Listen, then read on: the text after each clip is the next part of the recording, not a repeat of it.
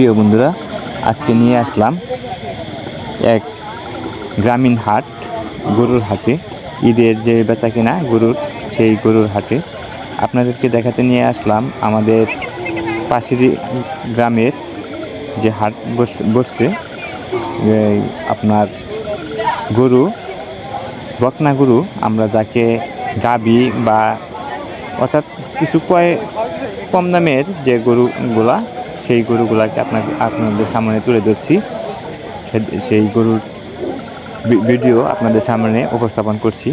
আপনারা দেখতে পাচ্ছেন এখানে কিন্তু ওই যে একটা গরু দেখেন, বিভিন্ন জাতের গরুই এখানে বাজারে উঠছে, বা এই যে এক একজনে গরুর দাঁত দেখছে।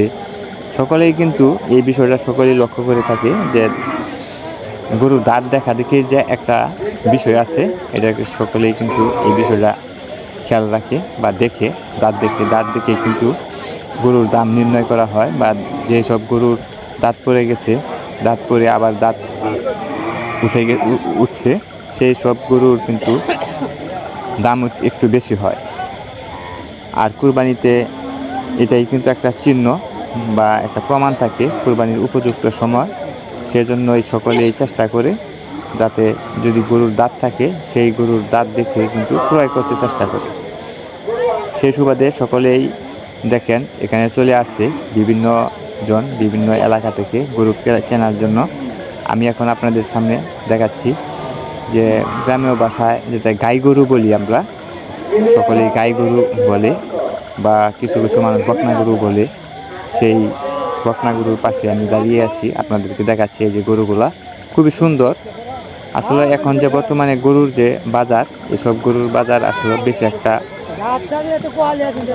কি বলবো, হয়তো এক এক বাজার এক এক ধরনের হয়ে থাকে। কত কত বাজার দেখা যায় চড়া দামে ক্রয় বিক্রয় হয়, আবার কিছু কিছু বাজার কত সময় কম দামেও বিক্রি হয়, বেশি দামে বিক্রি হয়। বিভিন্ন বাজার, আসলে ঈদের বাজার বলা যায় না কখন কোন বাজার কোন পজিশনে থাকে, কোন বাজারের গরু বাছুর, গরু বা মহিষ বিভিন্নভাবে দাম ক্রয়, এটা আসলে পছন্দের উপরে নির্ভরশীল।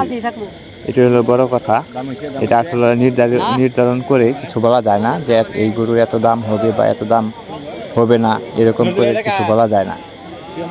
তাই মানুষের ক্রেতার কাছে যদি পছন্দ হয়ে যায় তাহলেই চলে, যেহেতু কুরবানির পশু এগুলা। তাই আপনাদের সামনে যে তুলে ধরলাম বা দেখাইতেছি। দেখেন বিভিন্ন জাতের গরুই কিন্তু আসলে বিভিন্ন জায়গা থেকে চলে আসে হাট বাজারে বেচা বিক্রির জন্য। আর যারা ক্রয় করে থাকে তারাও কিন্তু দেখতে চলে আসে, ক্রয় করতে চলে আসে। অনেকেই আবার দেখার জন্য চলে আসে, যাতে দেখা। এটাও আসলে মানুষের, যেহেতু ঈদ, এটাও মানুষের মনে একটা আনন্দ উৎসাহ থাকে। তাই দেখার জন্য দূর দূরান্ত থেকে লোকজন চলে আসে হাটে, যাতে আনন্দ পাওয়ার জন্য।